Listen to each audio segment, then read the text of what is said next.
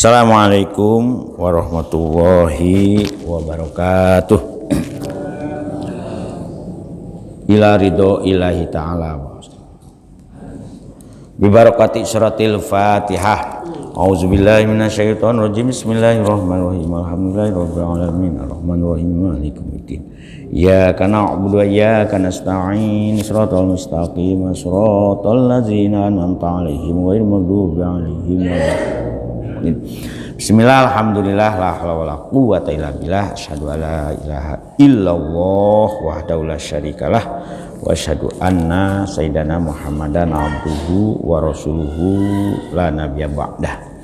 Allahumma ya muqallibal qulub tsabbit qulubana ala dinik. Allahumma iftah qulubana ka futuhil arifin wa nawwir qulubana bi hidayatil yaqin. Alhamdulillah para ibu, para bapak, kita terus akan malih nggih niat taklim kita. Nah, taklimul Quran. Sama-sama belajar. Wau dalu pada melekan Bu nggih. Ya. Biasanya kan barian, ada istilah barian. Nggih, sami barian. Ya, mungkin barian itu dikata baro'a, bebas, karena Indonesia ini dulu bebas. Syukur kita ini termasuk bangsa pejuang, ya, bangsa pejuang. Karena satu-satu negara di dunia yang merdekanya dengan perjuangan ya, Indonesia. Alhamdulillah. Sama dengan Rasulullah. Berjuang mendirikan negara Madinah, dan ujiannya juga tidak ini, bangsa kita ini termasuk dowo, cerita ujiannya tuh dowo, mulai dari 16 Agustus, nah, kan dulunya kan mau 16 Agustus bukan jadi 17 proklamasinya, 18 pengesahan konstitusinya. Dowo ceritanya itu do. Alhamdulillah kita termasuk dalam kondisi yang cukup stabil. Nah, mudah-mudahan jangan sampai ada lagi gerakan-gerakan yang membuat negara kita ini gonjang-ganjing. Dowo kan Bu, nggih. Mulai 45 itu baru rodo reda.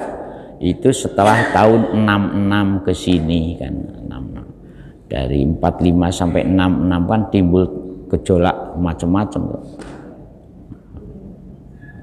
Kembalinya penjajah, gerakan separatis, kemudian PKI itu sampai 2 kali PKI itu 48 sampai 65. Nah, mulai 66 kan sampai sekarang mudah-mudahan Gusti Allah ya, bisa memberkahi bangsa Indonesia, merawat anugerah kemerdekaannya itu.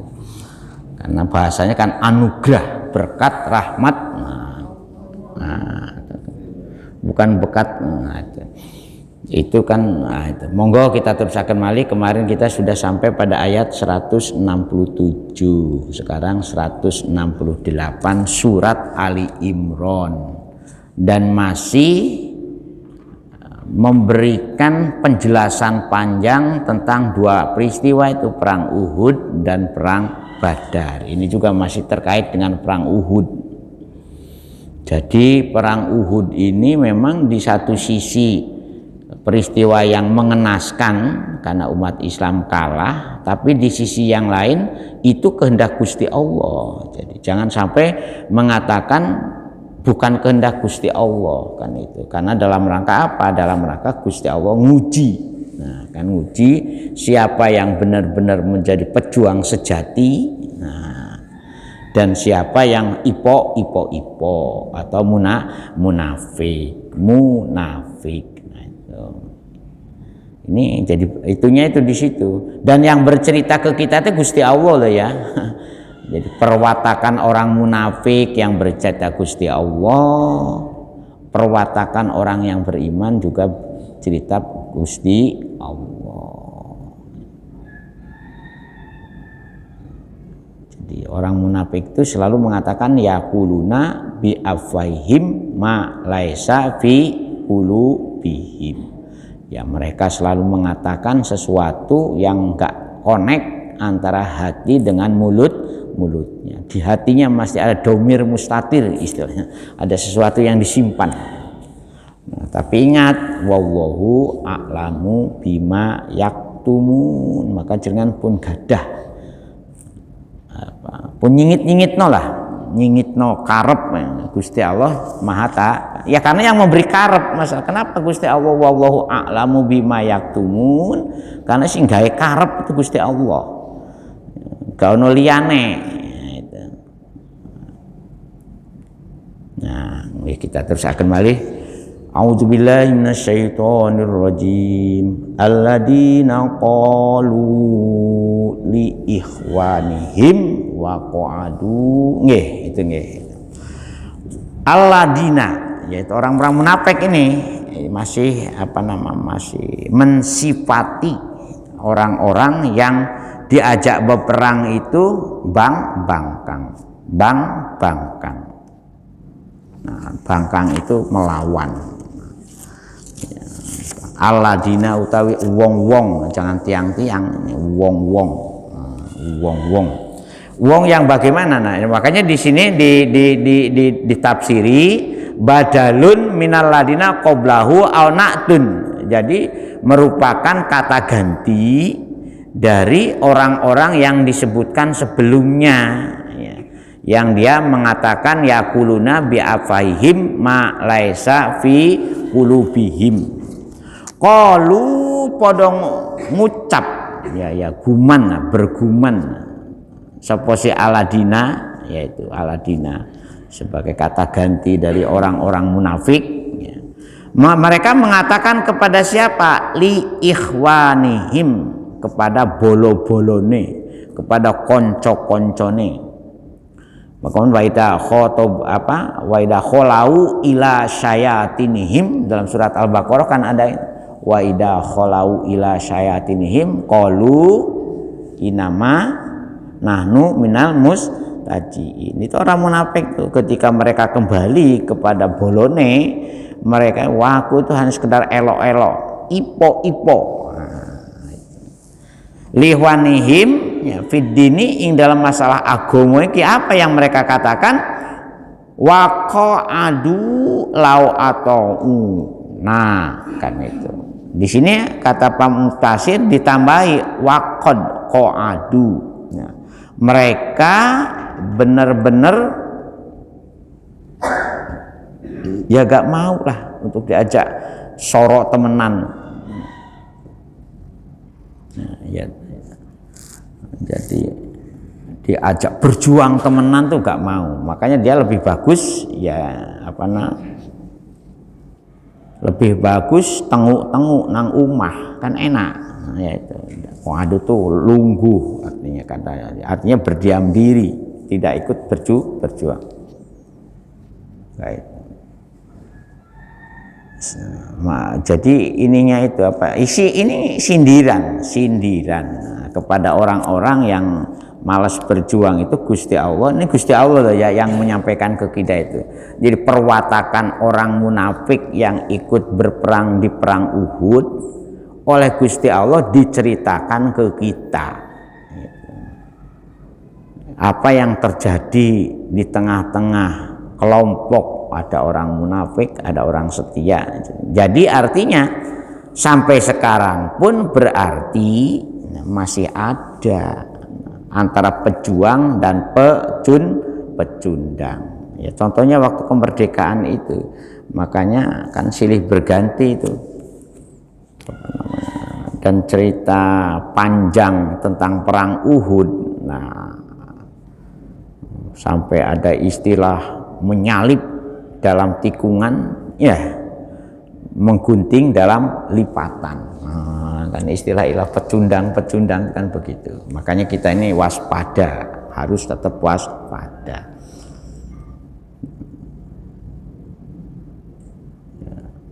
Terutama ketika kita membangun jamaah yang kokoh, membangun organisasi yang kuat, membangun perjuangan yang memang mesti ada saja. Dan itu gak boleh dipungkiri, karena sunatullahnya seperti itu. sunatullah. Nah, jadi mereka tuh bergumam, seandainya kita ini tidak ikut berperang, tidak sampai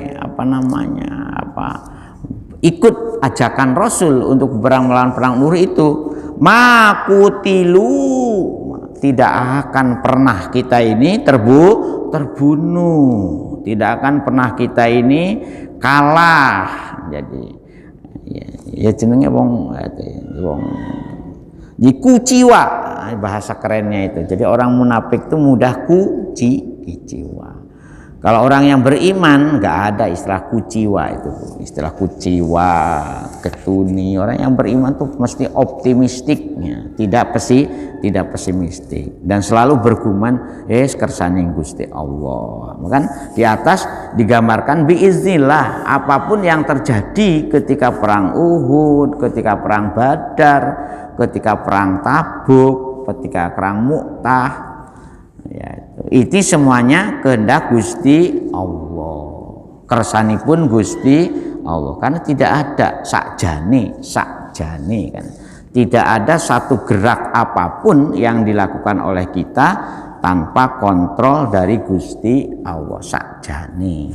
Namun ada mungnya, hanya saja kita ini merasa egonya, merasa nafsunya ini yang. Oleh karena itu ketika orang-orang munafik itu mengatakan seandainya kita lau atau una makutilu kul, oleh Gusti Allah katakanlah wahai kanjeng Nabi Muhammad, ngomong kalau kan gak pantas kalau kanjeng Nabi ngomong dawuh. Wahai kanjeng ngendika wahai kanjeng Nabi Muhammad lahum kepada orang-orang munafik, aladina qalu, nah itu kan orang aladina qalu itu cirinya orang munafik, li ikhwanihim itu fadra'u an anfusikum al mauta in kuntum shadiqin. Fadra'u ai idfa'u. Nah, kalau ini ae lah saiki awamu gak usah inilah. Kalau memang kalian ini bisa melawan takdir, nah kan itu bahasa yang lebih kerennya itu. Kalau kamu ini bisa melawan takdir, ya padro'u an anfusikumul mauta in kuntum shadiqin. Jadi kalau memang kamu itu benar, apa yang ditekadkan oleh kamu benar, apa yang direka-reka oleh kamu benar, apa yang diduga-duga oleh kamu benar, apakah ada, nah itu kan orang yang terhindar dari kematian kalau sudah wae mati. Seperti di ayat sebelumnya kan itu, walaupun kamu berada di istana yang sedang kamu nikmati, ya, itu kan di ayat sebelumnya kan itu. Ya waktu perang Uhud juga ketika orang-orang ini merasa wah seandainya kami tidak ikut, kan pada ada berapa ayat itu sebelumnya itu. Jadi kalau urusan mati ya urusan yang memang Gusti Allah yang babah sedang duduk, sedang makan langsung, sedang pidato ya, langsung.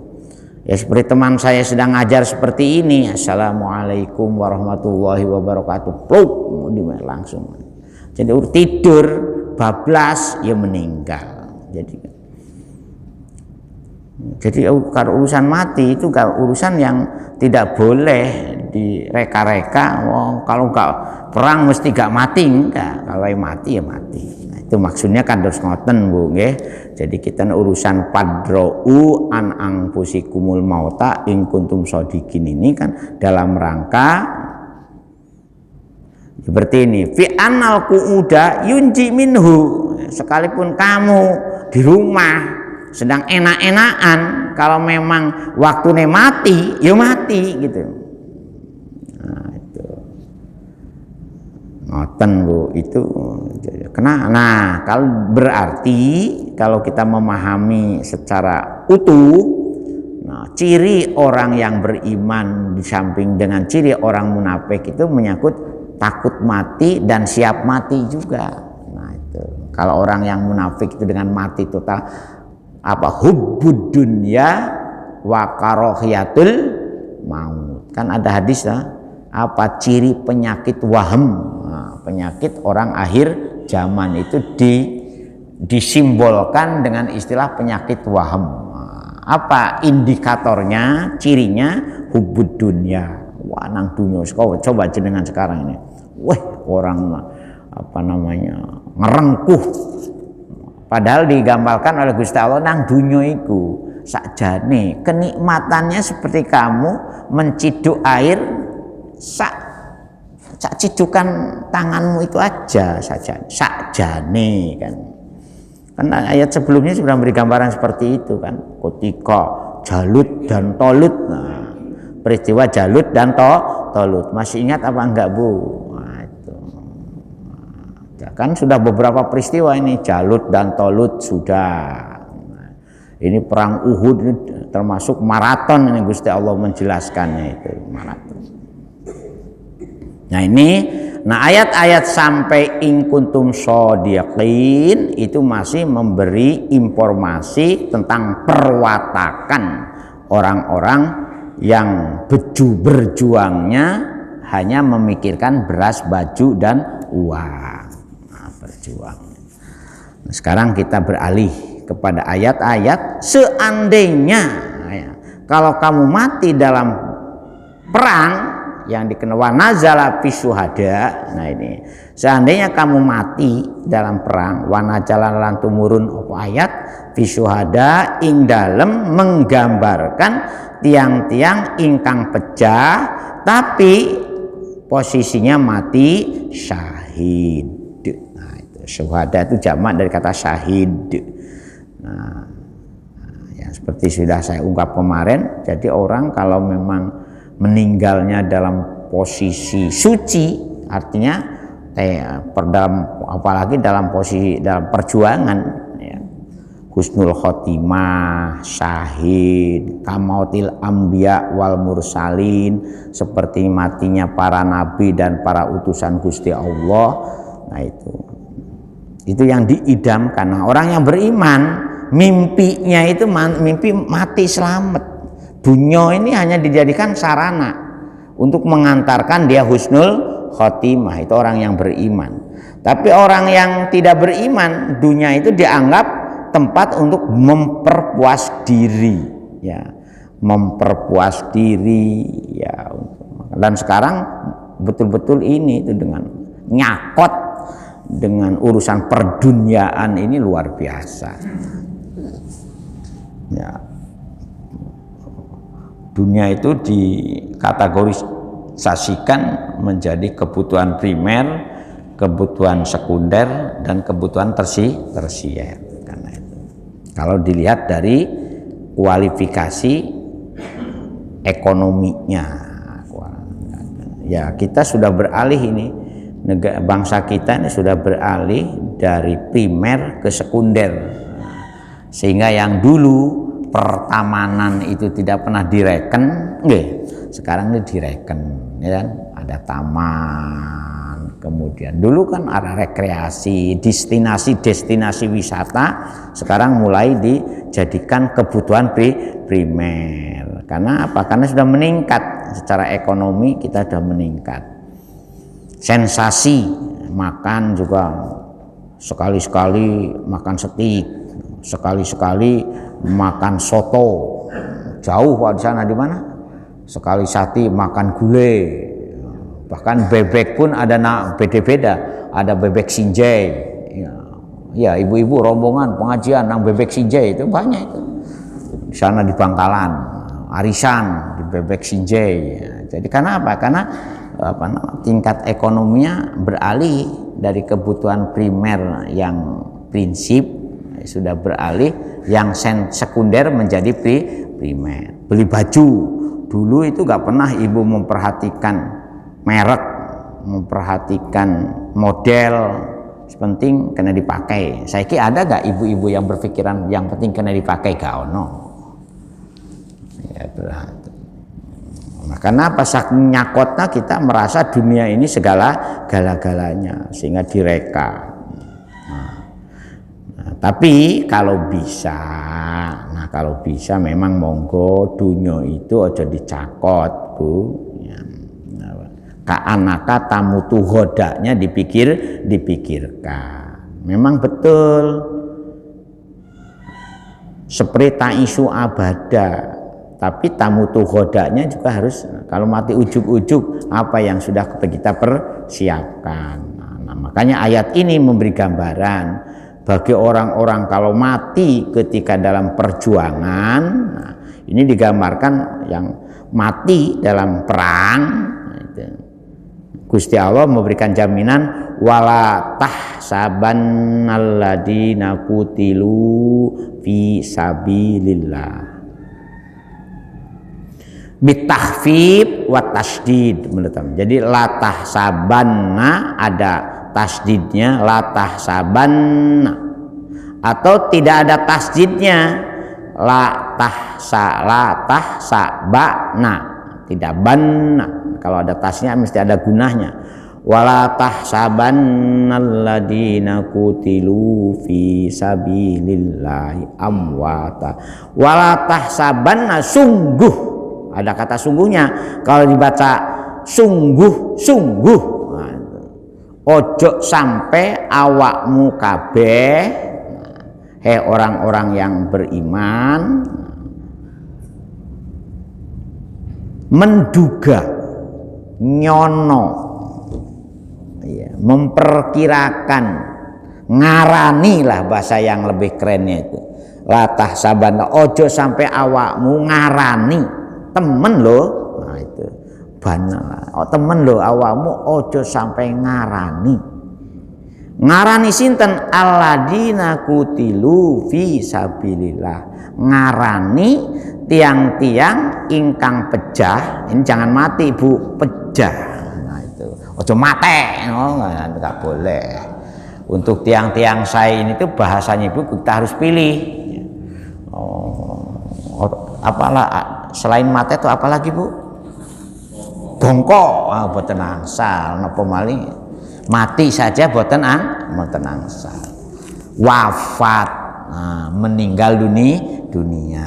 Jangan mati, bongkok enggak boleh. Mate, boten angsal. Itu bahasa-bahasa jamkar. Monggo kita ini ibu-ibu terutama nggih pun ngantos bahasa-bahasa sing elek-elek itu kerungu anake Bu. Sebab sedih sekarang ini kita sudah hilang namanya toto kromo, ya, kromo inggil itu sudah hilang. Bayangkan ayahnya dikamu-kamukan. Wah ayah ini anakmu, wah kayak kacau itu. Ada ya, di anak sekarang itu sudah seperti itunya tuh.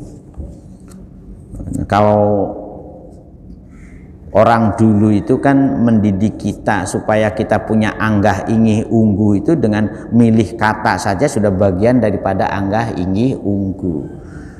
Bahasa halus untuk dirinya dengan bahasa halus untuk orang lain kan beda. Sekarang kan gak iso beda. Kulo jenengan siro awakmu ya kon kan nggih. Nah monggo. Di sekolah juga sudah tidak ini sekarang ini. Bahasa hanya sekedar. Makanya kan ada penelitian sekian banyak bahasa-bahasa yang dulunya sebagai pepeling untuk mendidik kita berakhlak baik itu sudah sirna. Nah, ini, saya sebagai orang yang ikut dalam dunia pendidikan itu sedih juga sekarang. Sedih juga.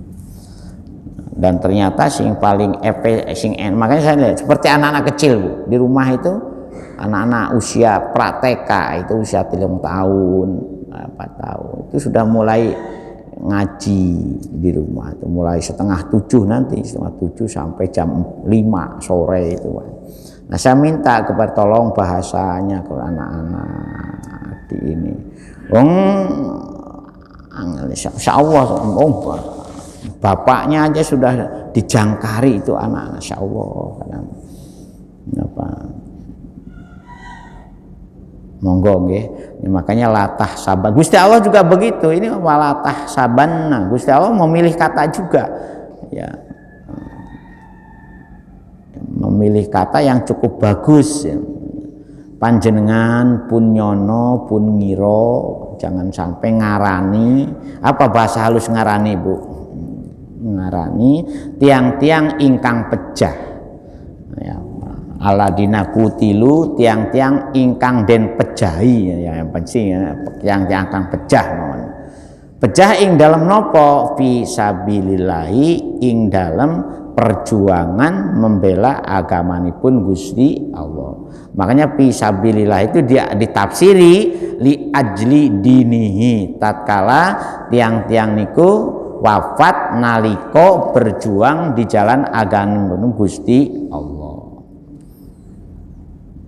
La tahsanopo tidak boleh ngarani amwatan, nah, tidak boleh mengarani mati. Kenapa mereka ini, kita orang yang beriman tidak boleh memberi ponis ya, orang-orang yang berjuang di jalan Gusti Allah wafat? Kenapa? Bal ahyaun inda rabbihim. Karena mereka itu pada hakikatnya masih tetap ahya, masih tetap hidup. Hidup di mana? Inda rabbihim, di dalam alam Tuhan.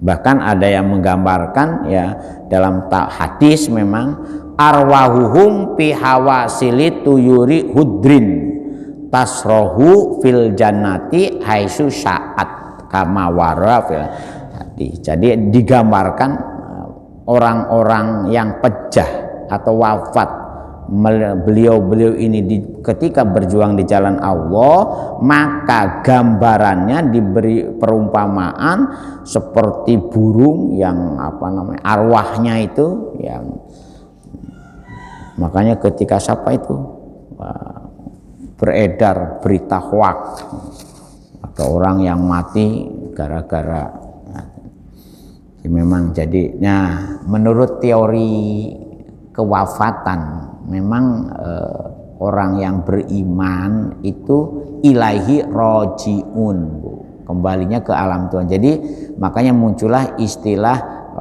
nasut ya, lahut, malakut, jabarut. Nah itu, ini teori perarwahan. Nah, ketika arwah ini ya, karena dalam diri kita ada namanya ruh. Ruh itulah yang menjadi doyo, yang membuat doyo haulun kuwatun itu ruh. Nah ruh ini ya dibungkus oleh jasad. Nah, ketika dibungkus oleh jasad, la ta'lamu syai'a, jadilah ruh ini yang tadinya serba tahu, serba kenal, jadi tidak ngerti dengan Gusti Allah, itu jadi lupa. Nah, mengapa kita ini disyahadatkan asyhadu alla ilaha illallah wa asyhadu anna muhammadar rasul, itu sebetulnya membuka kembali.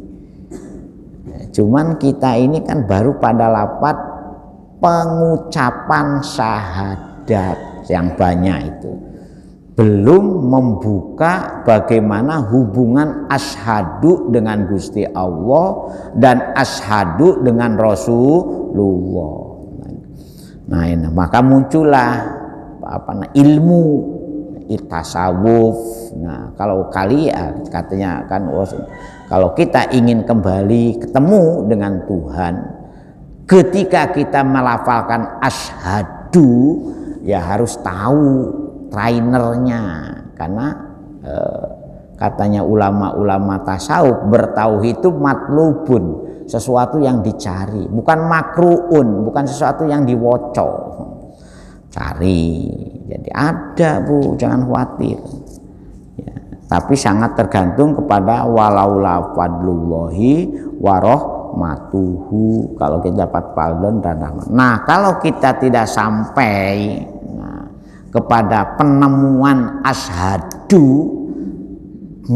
welo-welo, ketika kita mengatakan asyhadu itu neksene ingsun ing ngawuhune sapolah tingkah wujud ingsun ora ana pangeran angin kejaba. Nah kan illallahnya itu angin kejaba sinten Gusti Allah. Nah, itu kita berada dalam dunia nasut. Nah, dunia yang terumbang-ambing oleh kehidupan kepalsuan dunia. Nah, makanya dengan asyhadu mestinya naik kepada alam lahut, alam di mana Tuhan mengajarkan agar di dunia ini kita kenal kembali. Karena di alam arwah sana Gusti Allah sudah memberikan gambaran alastu birabbikum qalu bala syahidna. Nah, ketika syahidna ini di dunia jadi la ta'lamu syai'a, terbungkus. Ya. Itulah katanya orang-orang ini bijak, kenapa bayi itu selalu menangis? Setiap gak ada bayi yang lahir tidak menangis itu. Satu pun di dunia ini tidak ada semenjak awal penciptaan manusia ya, sampai ila yaumil kiamah itu gak ada yang tidak menangis.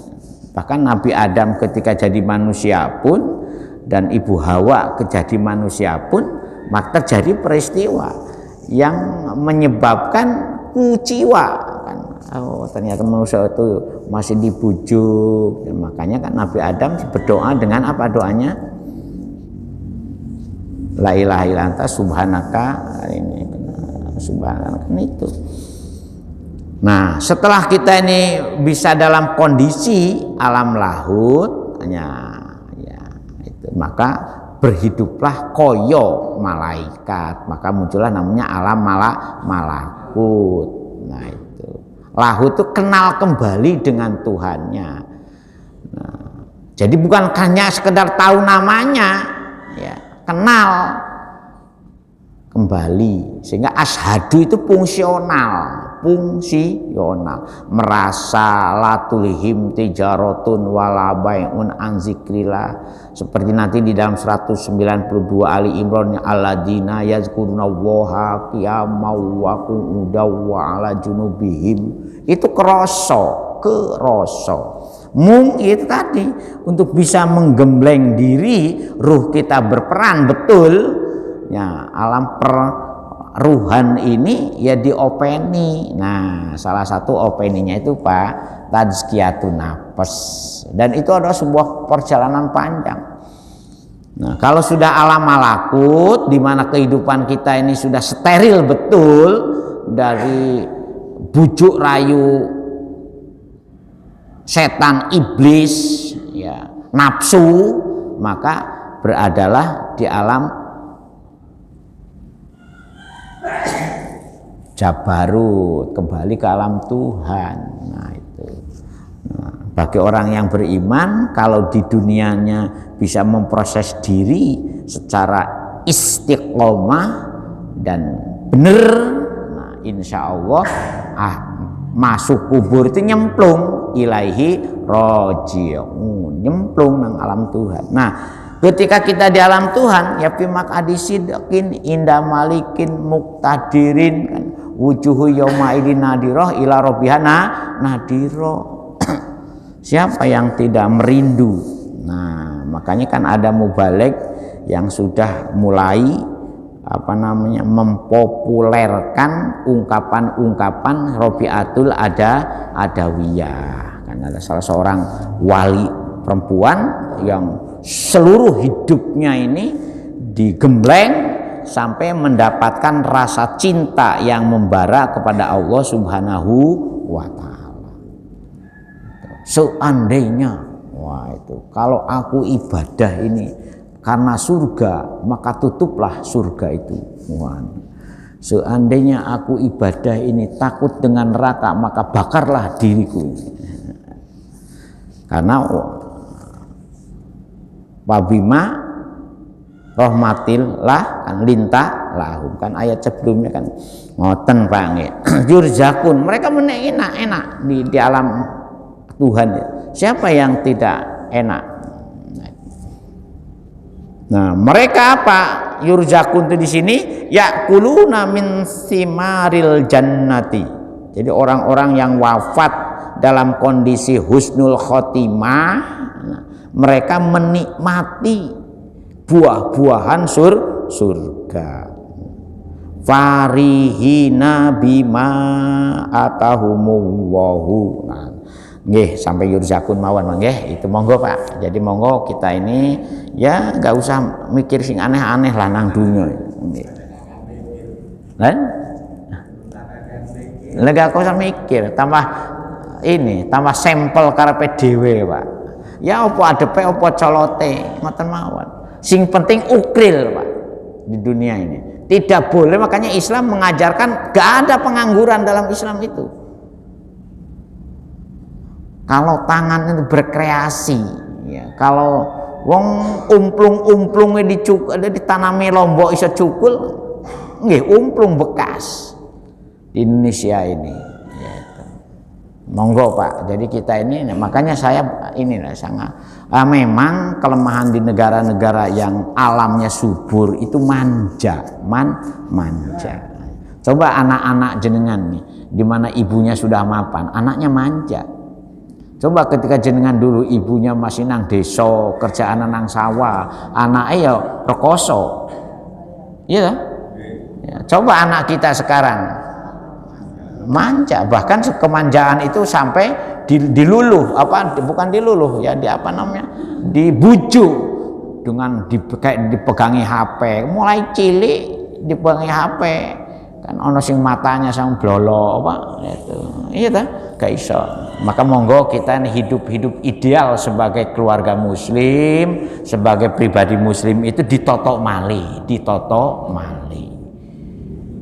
Kita ini mendidik, katanya teori orang-orang ahli, bukan berarti kita membuat susah anak, tapi menunda kepuasan agar masa depannya, karena di dunia ini tidak ada namanya hukum ganda. Susah, bahagia itu gak akan pernah terjadi satu posisi merasa selamanya. Susah selamanya tidak mungkin, bahagia selamanya tidak mungkin. Kullu naimin laimun ila naima ahlil jannah. Tidak ada nikmat di dunia itu yang abadi kecuali nikmatnya ahli surga. Kullu laimun ila laima ahlin nari. Tidak ada kesusahan abadi di dunia ini kecuali abadinya orang susah di neraka. Oleh karena itu susah dan bahagia itu selalu dipertukarkan di antara kita ini. Nah, ngoten. Jadi kalau jenengan sakit sehat itu memang normal. Itu adalah cirinya kita di dunia. Sehat selamanya tidak mungkin, sakit selamanya juga tidak mungkin. Kuluda indawa. Setiap penyakit mesti ada penawarnya, ada obatnya. Jadi ngoten Pak nggih. Ya monggo, ini bukan ceramah Pak, tapi sama-sama introspeksi. Karena Gusti Allah itu memilihkan ayat-ayat Al-Quran ke kita ini sejalan dengan perwatakan manusia. Nah, supaya perwatakan kita ini sejalan karpe Gusti Allah, makanya Gusti Allah memberi rambu-rambu. Nah, Al-Quran ini kan menggambarkan rambu-rambu, tipe-tipe orang kados ngeten niki yang ngene tipenya. Nah, kita ini dalam kategori tipe mana, kan itu aja sebetulnya. Dalam posisi klaster nopo kan kalau ingin keren. Ngoten Pak nggih? Nah, ini insyaallah yang mau upacara siapa Bu? Nah, saya ini masih kena wajib upacara, tak melok upacara kan. Alhamdulillah negara kita ini sudah 78 tahun. Cuma perlu kita waspadai sepanjang sejarah negara-negara mulai Nabi Adam sampai sepanjang sejarah itu Al-Quran juga menggambarkan. Jadi negara itu bukan hanya ada zaman kita sekarang ini. Ya, jadi mulai zaman Nabi Dawud ada Nabi Ibrahim, ada yang namanya Namrud, ya kan? Zaman Rasulullah, sebelum Rasul itu ada namanya Abraha dan segalanya itu. Nah, jadi gak aneh gitu loh. Jangan menganggap bernegara itu hanya ada di zaman kita. Cuman yang harus kita waspadai, timbul tenggelamnya suatu negara sangat tergantung pada bejat moralnya warga negaranya. Makanya Rasulullah sudah memprediksi itu. Ida syarokos syarif fat ro'hada. Kalau suatu kondisi negara itu di mana penegakan hukum sudah tidak beres, tunggulah kehancuran suatu negara. Watil kal ayamu nudawwiluha nanas. Ayat itu kan menggambarkan kejadian dan kehancuran dalam suatu kurun kehidupan manusia. Mesti selalu mudah-mudahan negara kita cepat sadar, terutama para pemimpinnya ini jangan terbuai dengan kekuasaan dan terbuai dengan kepuasan kepalsuan jabatan. Mudah-mudahan kita doakan nggih. Al-Fatihah. Auzubillahi ya kana Abu ya Alhamdulillah min hamdan syakirin hamdan mu'afin ya muhayyukat mazidah ya rabbana lakal hamd kama yanbaghi li jalali wajhika ahlana wa auladana wa talamidana min ahli ilm. Allahumma rabbij'al hada baladan Indonesia amina. Allahumma rabbij'al hada baladan Indonesia amina warzuq ahlahu rizqan halalan thayyiban. Allahumma alif bainahum kama alam tak bainal ansor wal muhajirin. Allahumma alif bainahum kama alam bainal ansor wal muhajirin. Allahumma alif bainahum kama alam bainal ansor wal muhajirin. Rabbana hab lana min azwajina wa dzurriyyatina qurrata a'yun waj'alna lil muttaqina imama. Rabbana atina fid dunya hasanah wa fil akhirati hasanah wa qina azabannar subhanaka rabbil izzati amma yasifun wa salamun alal mursalin walhamdulillahi sekurang dan selengkapnya ihdinas shiratal mustaqim. Assalamualaikum warahmatullahi wabarakatuh. Astaghfirullah rabbal baraya astaghfirullah